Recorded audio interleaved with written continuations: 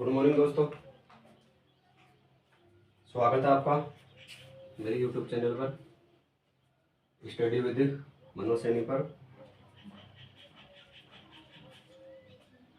हम कक्षा 12 की जो इतिहास विषय की जो पुस्तक है, जो पहले ही यानी कि भाग 1 प्राचीन भारत का इतिहास, जैसे हम सिंधु घाटी सभ्यता यानी कि हड़प्पा सभ्यता पढ़ रहे थे, उसका ही भाग 5 है, यानी कि जो 5वां वीडियो है ये। इससे पहले 4 वीडियो मैंने study with Manoj Saini YouTube channel पर डाल दिए, प्लेलिस्ट में मिल जाएंगी। पहला जो वीडियो है वो सिलेबस का है, 12 चैप्टर है इसमें, तो पहला चैप्टर चल रहा है।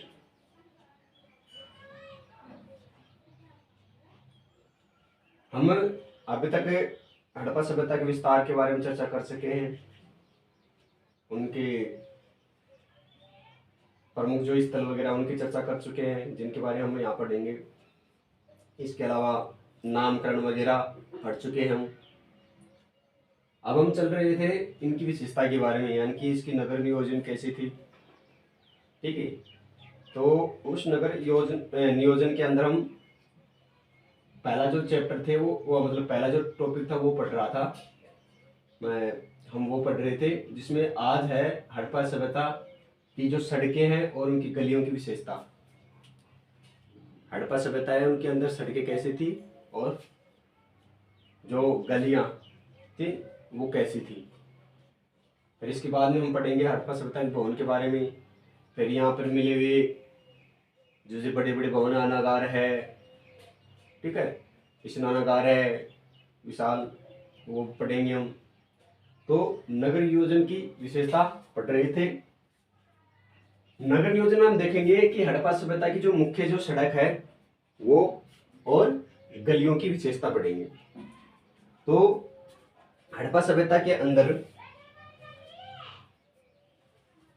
मुख्य जो विशेषता क्या है, यहाँ पर एक तो इसकी नाली यानी कि जल निकासी विशेषता है। पूरी मोहनजोदड़ो की सबसे बेस्ट विशेषता यही है कि यहाँ पर मतलब जल निकासी की व्यवस्था और नगर नियोजन, ये बहुत ही इंपॉर्टेंट है।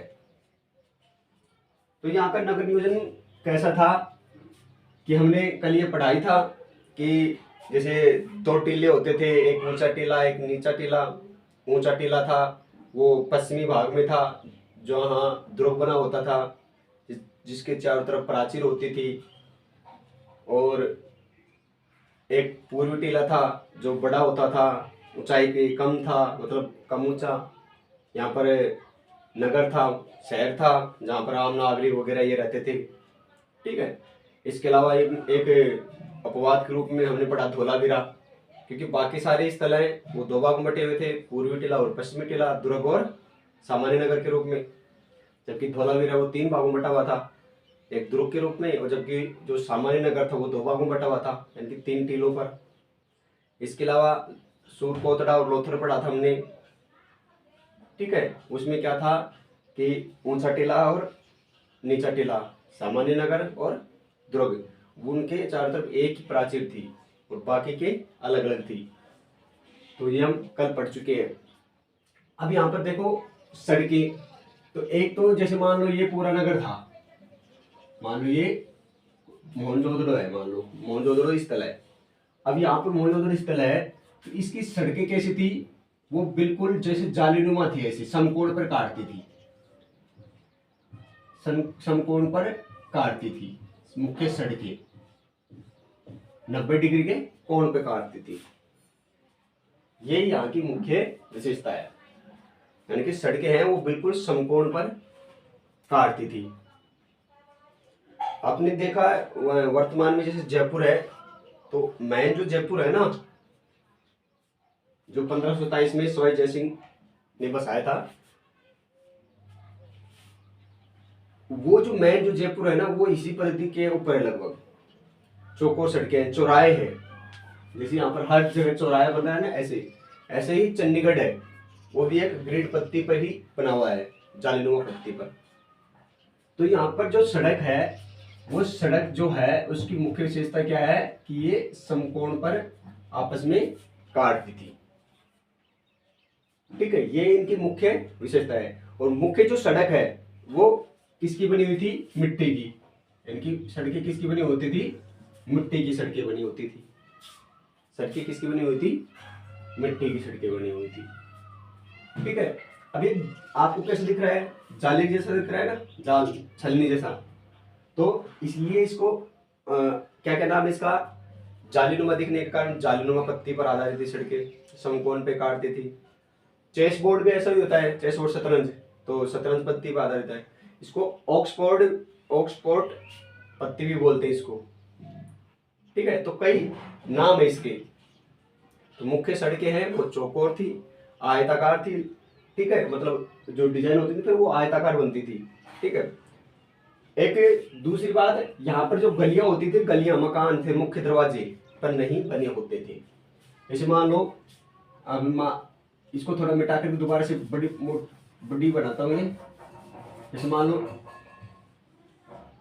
ये सड़क हो गई, ठीक है, ये अब इनके जो मुख्य, जैसे मान लो ये सड़क मुख्य सड़क हो गई, तो यहाँ पर मकान होते थे, ये मकान। अब इसके दरवाजे होते थे ना, वो गलियों में खुलते थे। ऐसे ये गलियां थी छोटी, तो गलियों में खुलते थे, या ना कि वर्तमान की तरह मुख्य सड़क पर। आज हम देखते हैं गांव में चले जाओ, शहर में, तो जो सड़क होती है ना मुख्य सड़क, उसकी तरफ अपना दरवाजा होता है मेन दरवाजा। जबकि उस समय जो मुख्य दरवाजा होता था वो मुख्य सड़क पर न खुलने के बजाय गली की तरफ खुलता था। ये मुख्य विशेषता है इनकी गलियों की। ठीक है, एक अपवाद मिलेगा यहाँ पर, लोथल। तो लोथल के अंदर एक मकान मिला है, यानी कि एक भवन मिला है, एक मकान मिला है, और वो 5-7 कमरों का मकान मिला है। वो एक अपवाद है। वो मकान, यानी कि पूरे लोथल में भी ऐसी व्यवस्था थी कि जो मुख्य सड़क है ना उस पर मकान के दरवाजे नहीं खुले हैं। जबकि एक भवन मिला है जो मुख्य सड़क पर खुल रहा है, उसका दरवाजा। तो हो सकता है वो कुछ उस समय कोई मुख्य जो व्यक्ति होगा, कोई शासक होगा, या फिर कोई मुख्य व्यक्ति होगा, ठीक है, उसका मकान हो। ठीक है, तो इस प्रकार एक समकोण पर बनी हुई थी सड़कें। ठीक है, तो आप समझ गए होंगे कि मुख्य सड़कें हैं वो समकोण पर काटती थी। ठीक है, मुख्य सड़कें समकोण पर काटती थी, मिट्टी की बनी होती थी। गलियां थी वो मुख्य सड़क पर मुख्य दरवाजे गलियों में खुलते थे, न कि मुख्य सड़क पर। तो ये प्रमुख विशेषता थी यहाँ पे। देखो यहाँ पर हमारे पास बताया कि सड़कें और गलियों की विशेषता। देखो, समकोण पर एक दूसरे पर काटती हुई सीधी सड़कें, यानी कि सड़कें कैसी थी? जो समकोण पर काटती थी। सड़कें समकोण पर काटती थी, बिल्कुल सीधी सड़कें थी और बिल्कुल समकोण पर काटती थी, जिसके कारण पूरा नगर क्षेत्र विभिन्न आयताकार खंडों में बटा हुआ था। जैसे ये आयताकार खंड बट गए ना, ऐसे खंडों में बटा हुआ था। यानी कि समकोण पर एक दूसरे को सीधी सड़कें काटती थी, जिसके कारण प्रत्येक जो नगर था ना वो एक छोटे छोटे आयताकार टुकड़ों में विभाजित था, जिसे जालीनुमा, एक मिनट,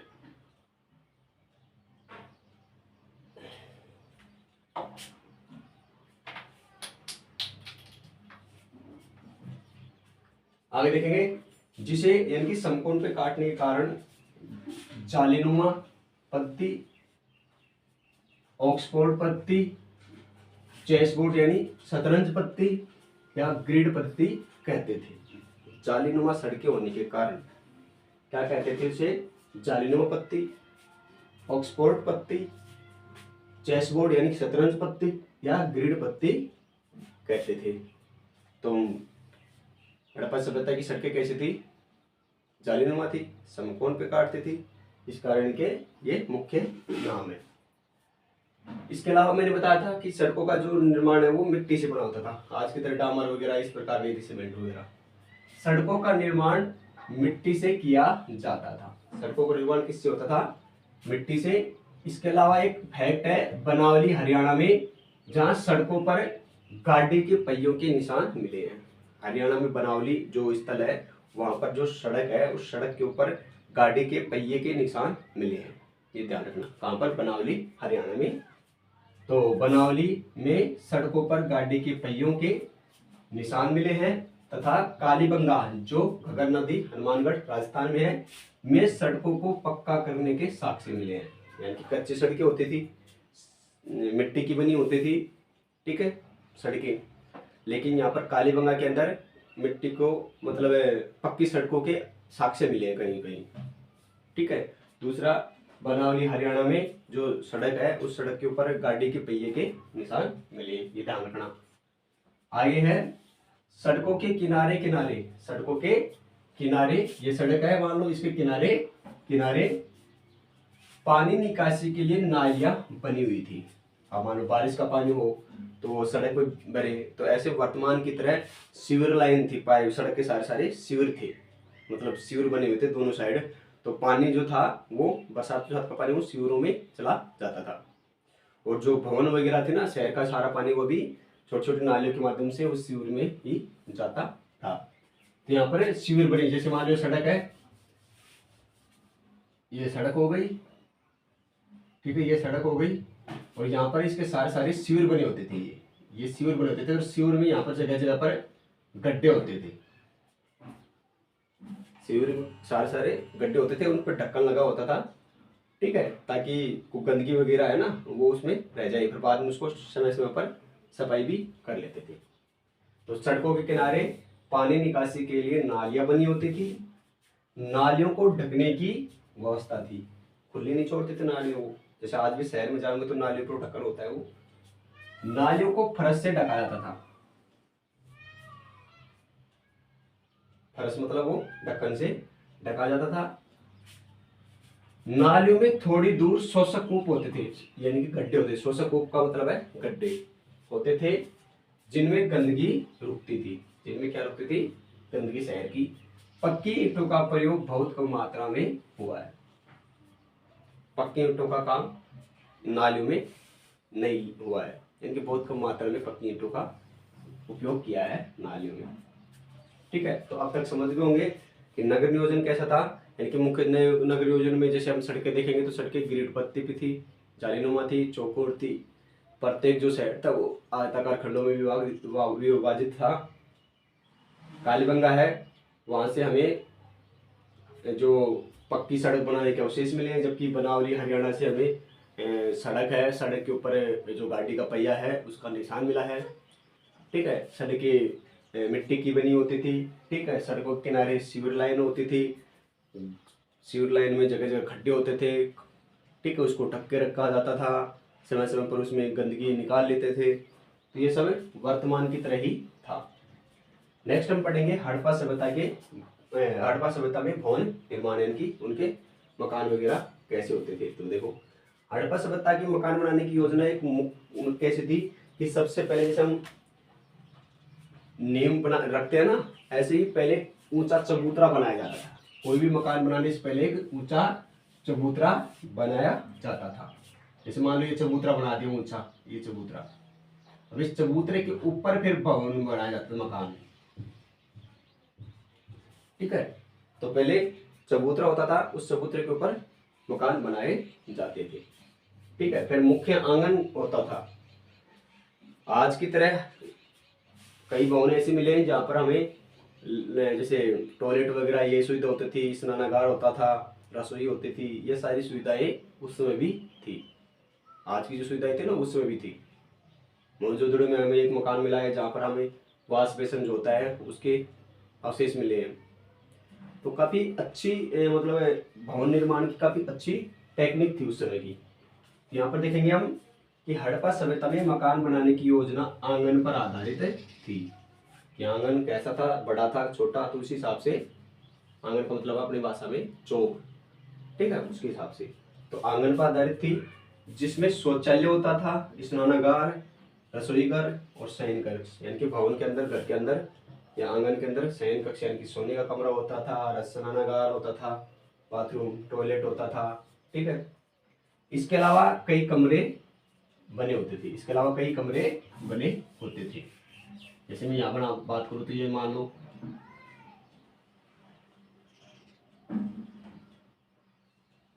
ये कमरा हो गया, ठीक है।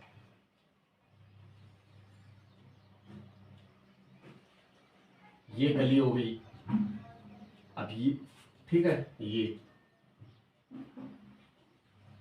ये मुख्य सड़क हो गई, ये मुख्य सड़क हो गई, ठीक है। ये मुख्य सड़क हो गई, बड़ी बड़ी सड़क ये हो गई, और ये हो गई फिर छोटी सड़क यानी कि गली। तो गली की तरफ मुख्य दरवाजे हो गए, इसका मुख्य दरवाजा ये हो गया।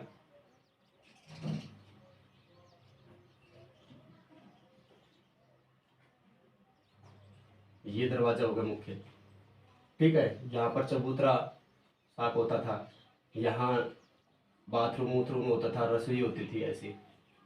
ये मुख्य आंगन होता था ऐसे। आज भी आपने कई हवेलियों के मकान देखे होंगे, पुराने मकान देखे होंगे। तो आजकल तो अपने जैसे घर में मुख्य दरवाजे एंट्री करते सामने का चौक वगैरह दिखाई दे देता है। पहले क्या होता था, एंटर करते मुख्य दरवाजे में, एंटर करते ही पहले लेफ्ट या राइट जाना पड़ता था, फिर मुख्य आंगन में जाते थे। यानी कि एकदम से मुख्य दरवाजे से अंदर का आंगन दिखाई नहीं देता था, लेकिन आज ऐसा नहीं है। तो वो ऐसे था कि महिलाओं की सुरक्षा के लिए कि भाई अचानक से बाहर से कोई आदमी आई तो वो महिला कैसी भी स्थिति में हो, ठीक है, बैठी हो, कैसे खाना बना रही हो तो घूंघट नहीं हो, पर्दा पड़ता ऐसे, तो उसकी सुरक्षा के लिए ऐसे होता था। तो ऐसे देखो, यहाँ से मुख्य सड़क हो गई, फिर ये गली हो गई, गली से अंदर जाते, फिर यहाँ से या तो इधर से अंदर जाते या प्रवेश इधर से करते। यहाँ पर चबूतरा होता था, ठीक है, तुलसी का पौधा मिला है हमें ऐसे चबूतरों पर, ठीक है। यहाँ पर कुआं होता था पानी के लिए, ठीक है, अंदर आंगन में। फिर यहाँ पर जो एक तरफ लाइट बाथरूम होता था, मतलब स्नानागार, एक तरफ रसोई होता था। तो अब ये जैसे रसोई में सारा पानी आता ना, एक नाली जैसे मान लाइट बाथरूम का पानी इधर आता था गली में, और गली की फिर के अंदर शिविर के साथ साथ मुख्य सड़क पर जाता था। ये कमरे होते थे, सीढ़ियाँ भी यानी कि डबल मकान में मिले हैं, चढ़ने की सीढ़ियाँ भी मिली हमें। तो ये सब नगर के अंदर भवन बने हुए थे इस प्रकार के लिए। तो यहाँ पर यानी कि मकान की योजना आंगन पर आधारित थी, जितना बड़ा आंगन होगा उतना ही बड़ा मकान होगा। मकान के अंदर रसोई घर, स्नानागार वगैरह सारी चीजें मिलेंगी।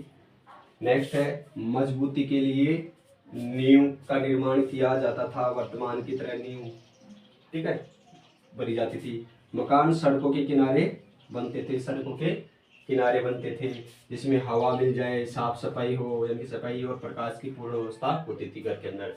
हवा की, शुद्ध हवा की, प्रकाश की, यानी रोशनी की, सफाई की सारी सुविधा होती थी। मकान जमीन से ऊंचाई पर बनाए जाते थे ताकि बरसात का पानी रोड पे नहीं, आंगन में नहीं आए, चौक में नहीं आए, इसलिए सड़क से ऊंचे चबूतरे पे बनाए जाते थे। मकानों के दरवाजे सड़कों की ओर खुलते थे। मकानों के दरवाजे कहाँ खुलते थे? सड़कों की ओर। मकानों के दरवाजे यानी कि गली की सड़कों की ओर खुलते थे। मुख्य दरवाजे गलियों की ओर खुलते थे। मुख्य दरवाजे गलियों की ओर खुलते थे, जिसका मुख्य कारण था भारी हलचल, शोरगुल और प्रदूषण से बचना। मुख्य दरवाजे गलियों की ओर खुलते थे, जिसका मुख्य कारण था कि 7 दिन साधन चलते रहे तो वो सुनाई नहीं दे, मुख्य सड़क की तरफ कहेंगे तो सुनाई देगा। एक फैक्ट है, यानी कि अपवाद है, लोथल गुजरात में एकमात्र भवन मिला यहाँ पर गुजरात में, और जिसका मुख्य दरवाजा मुख्य सड़क की ओर खुला है। यानी कि पूरे हड़प्पा सभ्यता के अंदर मुख्य सड़क की ओर मुख्य दरवाजा नहीं मिला है, लेकिन लोथल गुजरात में एक मकान मिला है, और उस मकान का दरवाजा मुख्य सड़क पर है, न कि गली में। तो ये थी अपनी हड़प्पा सभ्यता की सड़क और गली विशेषता और भवन निर्माण की विशेषता हड़प्पा सभ्यता की। नेक्स्ट हम पढ़ेंगे हड़प्पा सभ्यता के बारे में, जिसमें हम पढ़ेंगे सार्वजनिक भवन। सार्वजनिक भवन यानी कि जैसे आजकल धर्मशालाएं होती है ना, ऐसे अस्पताल वगैरह होती है, ऐसे धर्मशालाएं, अस्पताल वगैरह ऐसे। तो सार्वजनिक जो सभी काम में लेते थे, ऐसे भवन भी मिले हमें, मकान मिले हैं, ऐसे बड़े बड़े भवन मिले हैं। तो वो सब हम देखेंगे। तो नेक्स्ट देखेंगे हम सार्वजनिक भवन, हड़प्पा सभ्यता का सार्वजनिक भवन। अब हम देखेंगे सार्वजनिक भवन, ठीक है। सार्वजनिक भवन, सार्वजनिक भवन का मतलब है जैसे वर्तमान में धर्मशाला हो गई, जैसे सरकारी हॉस्पिटल वगैरह हो गए, जो सभी के लिए काम आते हैं। तो सार्वजनिक भवन के बारे में चर्चा करेंगे। देखो, सार्वजनिक भवन है वो या तो सामाजिक आयोजन के लिए या धार्मिक आयोजन के लिए या फिर कोई सभा या मीटिंग करने के लिए बनाए गए थे। अगर इसके आकार की बात करें, ठीक है, तो जैसे एक विशाल भवन मिला है जिसमें 5-7 कमरे थे, ठीक है, और इनकी लंबाई चौड़ाई लगभग 70 मीटर के आसपास लंबाई है, 24 मीटर के आसपास इसकी चौड़ाई है। और आज जैसे बात करें तो इस प्रकार है वो भवन जो पिलर पे बने हुए हैं, पिलर पे स्तंभ है ना, स्तंभ के ऊपर बने हुए हैं, ठीक है। और इसके अलावा हम पढ़ेंगे इस टॉपिक में एक स्नानागार के बारे में, विशाल स्नानागार जो धार्मिक आयोजन का प्रतीक है, ठीक है, कि भाई जैसे आजकल हम जैसे स्नान करने जाते हैं कोई भी धार्मिक स्थल पे, तो एक सार्वजनिक कुंड होता है, जलाशय होता है, तो उसके बारे में पढ़ेंगे। तो ये एक विशाल इमारत थी, ठीक है, सार्वजनिक भवन। तो यहाँ पर हम चर्चा करेंगे इसके बारे में कि सिंधु घाटी सभ्यता को 2 भागों में विभाजित किया गया है।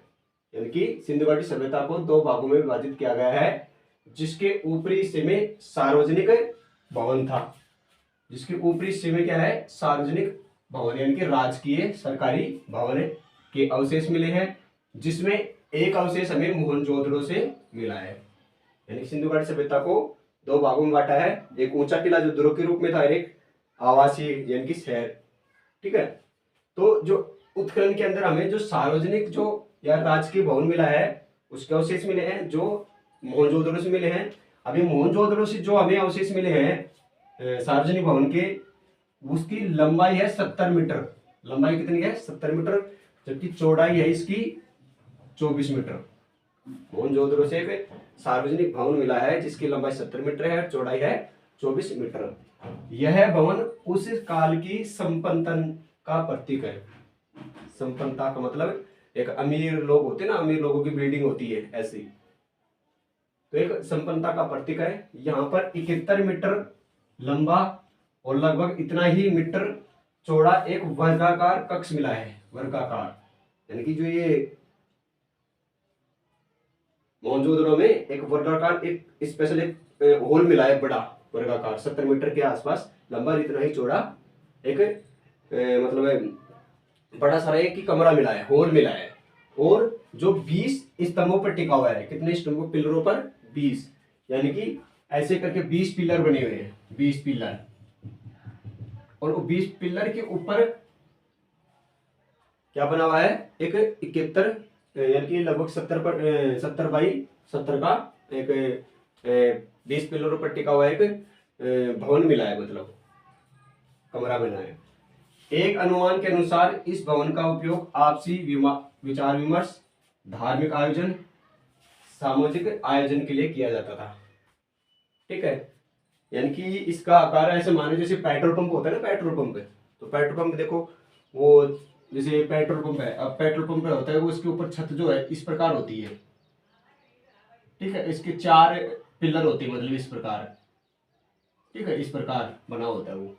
तो ऐसे 20 पिलरों के ऊपर खुला आंगन, चारों तरफ से हवा आती है, तो एक सभा भवन मिला हुआ है, बना हुआ है यहाँ पर।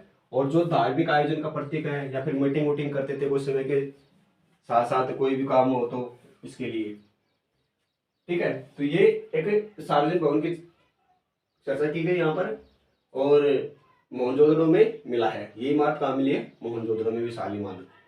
नेक्स्ट है विशाल स्नानागार। मोहनजोदड़ो में एक विशाल स्नानागार मिला है, ठीक है, जो एक विशाल स्नानागार होने के कारण एक बड़ा ही धार्मिक मतलब प्रतीक का प्रतीक मान सकते उसको, धार्मिक प्रतीक मान सकते उसको। जैसे हमारे यहाँ पर कुंभ वगैरह का मेला लगता है तो एक साथ ही स्नान करते हैं ना, ऐसे साल में 6 महीने में ऐसे सार्वजनिक स्नान करते थे यहाँ पे लोग। यहाँ पे देखेंगे, देखो आप यहाँ अपने पुस्तक में देखेंगे आप सार्वजनिक स्नानागार के बारे में चर्चा की गई है।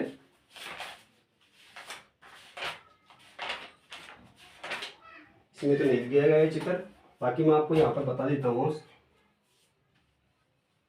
देखो ये एक कुंड मिला है, ठीक है, कुंड, इसके पास में ये सीढ़ियाँ हैं, उत्तर और दक्षिण में सीढ़ियाँ हैं, ठीक है। पूर्व में इधर जैसे इधर चारों तरफ कमरे थे, ये कमरे बने हुए हैं, ठीक है, चारों तरफ। यहाँ पर बरामदा बना हुआ है, ठीक है, और इधर एक कुआं बना हुआ है, कमरे के अंदर एक कुआं मिला है, कमरे के अंदर एक कुआं मिला है। और यहाँ पर एक नाली, जैसे गंदा पानी है ना, गंदा पानी निकल जाए, कुंड का सारा गंदा पानी निकल जाए, तो यहाँ पर एक नाली बनी हुई है, ठीक है।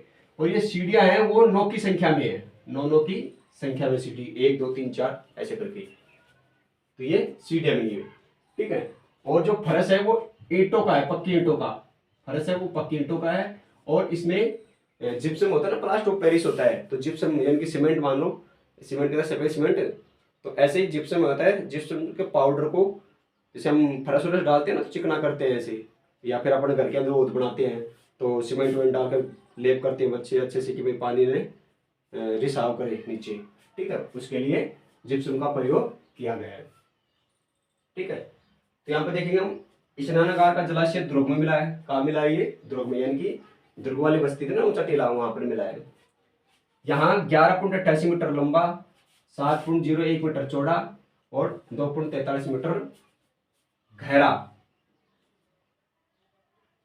स्नानागार मिला है, ठीक है। और ये मिला कहाँ है, मोहनजोदड़ो में, ये ध्यान रखना। हाँ यहाँ मैंने लिखवाया नहीं, मोहनजोदड़ो में मिला है, ये कहाँ पे मिला है, मोहनजोदड़ो में, नीचे अभी करवाएंगे आपको, लिखवा देंगे भी, मोहनजोदड़ो में मिला है, ठीक है। जिसके तल पर सीढ़ियां बनी है, उत्तर और दक्षिण दिशा में सीढ़ियां बनी है, जो पक्की ईंटों की बनी हुई है। सीढ़ियां किसकी बनी है, पक्की ईंटों की। स्नान कुंड के चारों ओर, यानी कि ये जो कुंड है ना, इसके चारों ओर क्या बने हुए, कमरे बने हुए हैं, जो मैंने बता दिया आपको, चारों तरफ क्या बने हुए, कमरे। बाहर बरामदे बनाए गए हैं, बाहर कमरे के बाहर बरामदे बनाए गए हैं। पूर्व के कमरे में कुआं मिला है, पूर्व दिशा में एक कुआं मिला है कमरे के अंदर, जिससे पानी जलाशय में आता था, ऊंचाई पे था तो पानी कुएं से इस कुंड में आता था। जलाशय के गंदे पानी की निकासी के लिए द्वार बने हुए, यहाँ पर एक छेद बना हुआ है, नाला नीचे, ठीक है, ताकि समय पर पानी को खाली किया जा सके, खाली करके नया पानी डाला जा सके।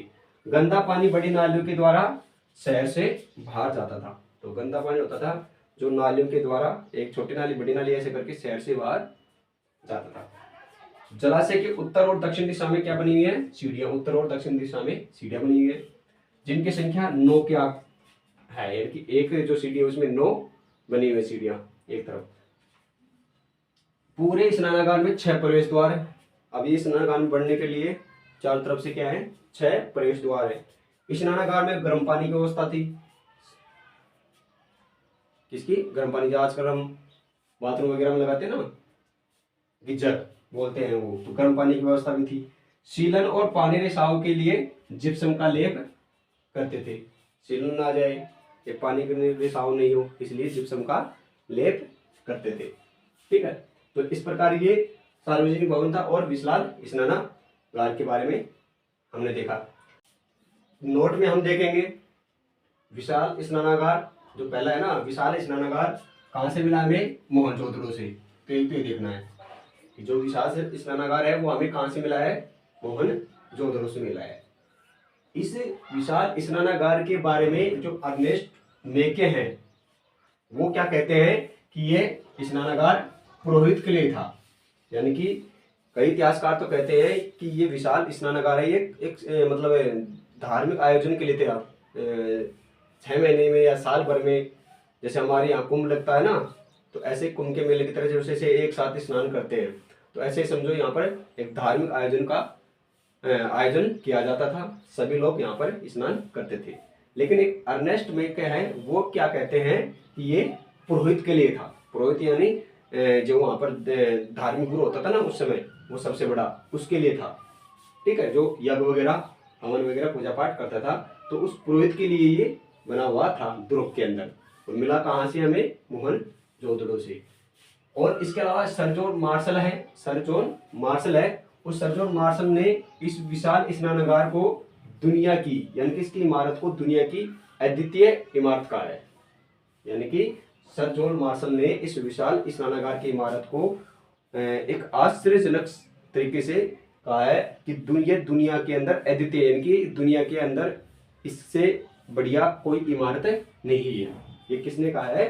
सर जॉन मार्शल ने, यानी कि अद्वितीय इमारत को दुनिया में अद्वितीय माना है, यानी कि इसके समान कोई दूसरी नहीं है। ये बात कही है सर जॉन मार्शल ने। ठीक है, तो इस प्रकार हमारे ये विशाल स्नानागार हो गया। नेक्स्ट है 4 नंबर पे अन्न का भंडार। जो हम हड़प्पा सभ्यता के जो भवन निर्माण वगैरह पढ़ रहे थे ना, उसकी योजना के बारे में, तो उसमें जो चौथा है वो है अन्न भंडार। यहाँ पर जो हड़प्पा स्थल है ये हमें हड़प्पा स्थल में मिला है, जो पाकिस्तान के अंदर है ना हड़प्पा स्थल, तो हड़प्पा के अंदर मिला है। और ये कहाँ पे मिला है? ये हड़प्पा स्थल है, उस ये नदी है, उस नदी के किनारे पर मिला है। इस किनारे पर एक विशाल भवन मिला है जो एक अनागार के रूप में है। इसमें हमें 6 पंक्ति में 6 की पंक्ति में 6 मतलब खड्डे से एक मिले हैं, जिसमें अन्न को सुरक्षित रखा जाता था। ठीक है, ये कहाँ मिला है? नदी के किनारे पर। नदी के किनारे पर इसलिए बनाया गया था क्योंकि जल परिवहन द्वारा व्यापार होता था, तो अनाज जो भी विदेशों से आता या जाता तो वहीं पर ही स्टोर कर लिया जाता था।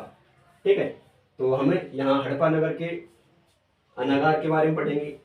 देखो, हड़प्पा नगर के उत्खनन से यहाँ के दुर्ग के राजमार्ग, मुख्य जो मार्ग है ना राजमार्ग, उसके अंदर 6 की पंक्तियों का एक विशाल